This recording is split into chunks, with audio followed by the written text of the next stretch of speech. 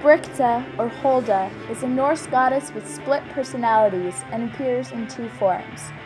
I combine the cultures of Norse mythology with the technique of First Nations transformation mask carving to create an interactive piece of art.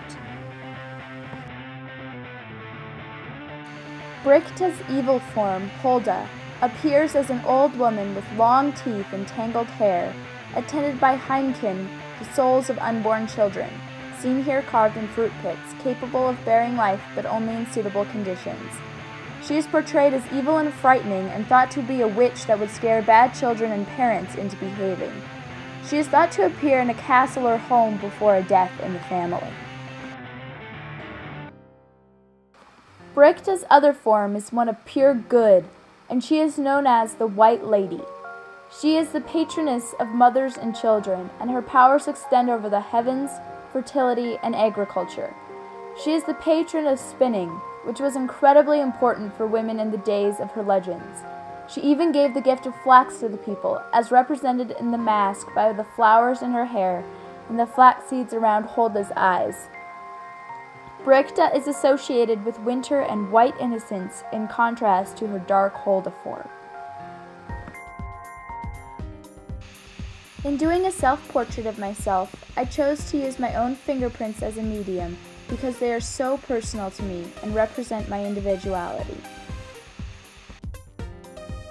My hands are incredibly important to me since I use them to create, which is why they are the main focus in my metaphoric self-portrait. This sculptural painting expresses my feeling of potential in art, my spark of creativity that I hope to keep ignited forever. My sister, Haley, is a willing model, but she's also fun to paint or draw because she is so full of energy. This sketch was made with ink as quickly as I could paint it, in order to capture the raw energy of the moment. Haley is such a bouncy, lively sister that I chose to do a larger portrait of her out of jelly beans because I thought they expressed her love of fun and all things sweet, as well as her colorful personality. I personally tasted every flavor used. This is another quick sketch of Haley, who was pensive when modeling this one. I love doing self-portraits to express my emotions. They help me understand myself.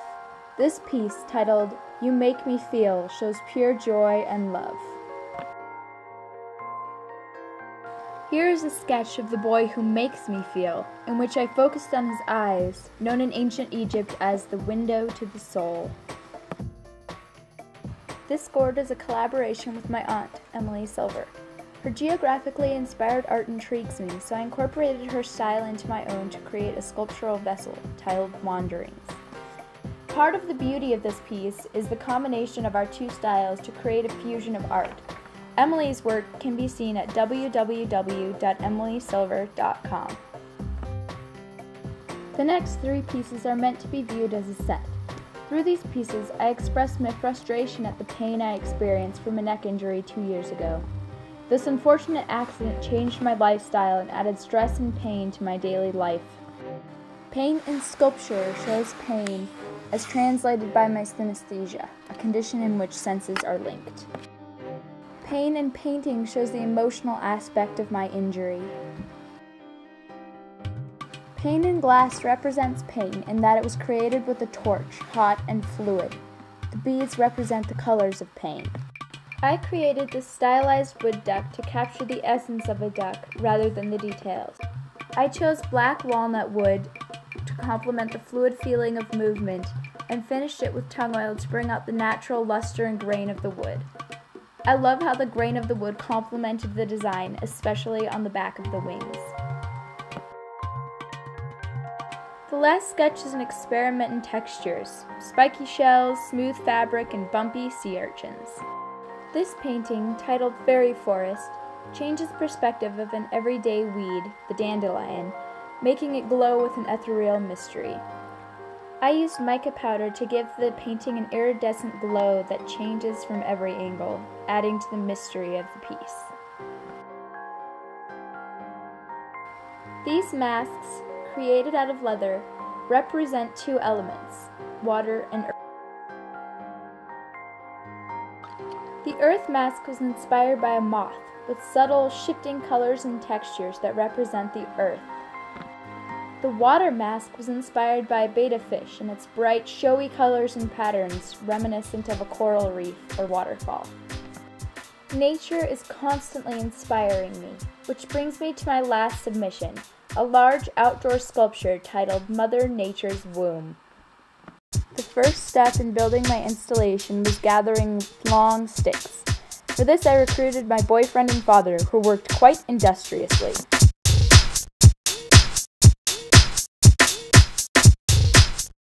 With good results.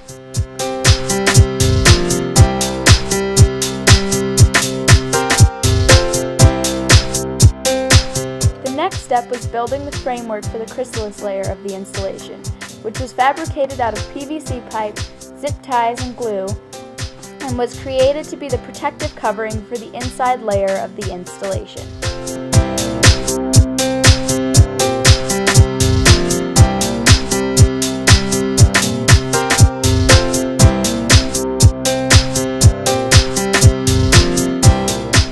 As you can see, it's taking the shape of a large flower petal right now.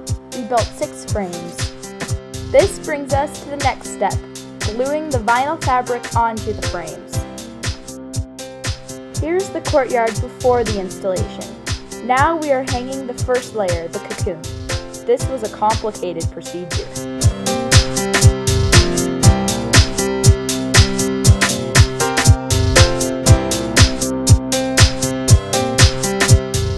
Created out of a basket chair, mosquito netting, and fabrics, this layer was designed to be comfortable and secure.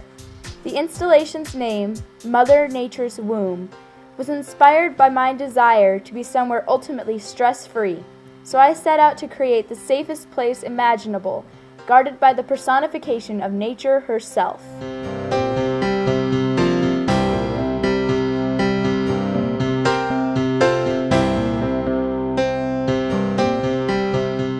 The last step in hanging the first layer was to hang a butterfly light to be illuminated during the night and to lend whimsy during the day.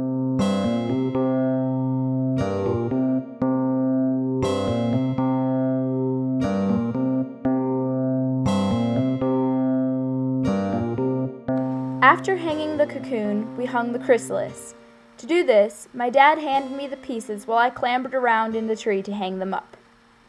Crabapple trees are not very comfortable.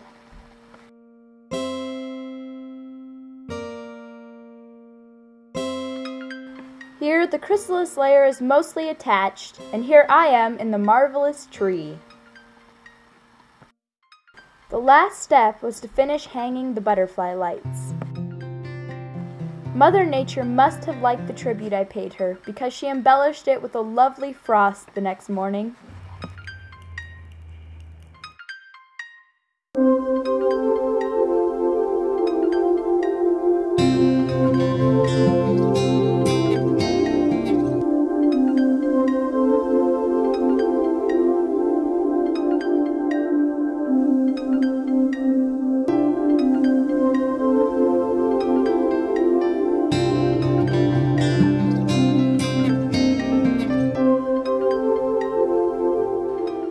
Mother Nature's womb was meant as a place of security, serenity, peace, and magic. It was also meant as a place for children.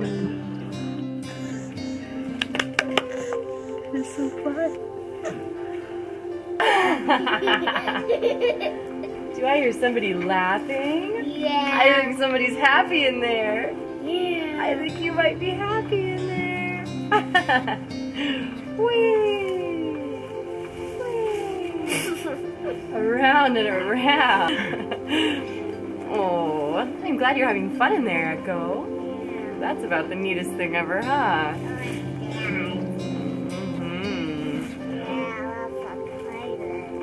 Have a play in it. Yeah. Whoa! I love to see and hear viewers' reactions to my art. I feel like a little kid again. Yeah.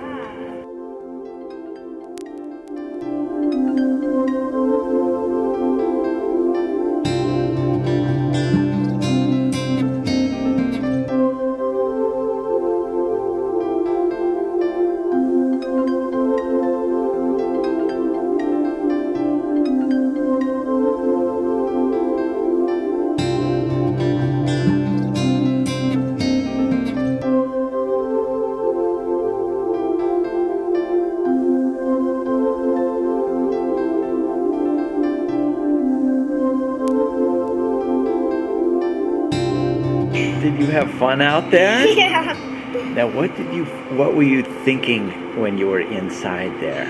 I was thinking I was in a fairy house.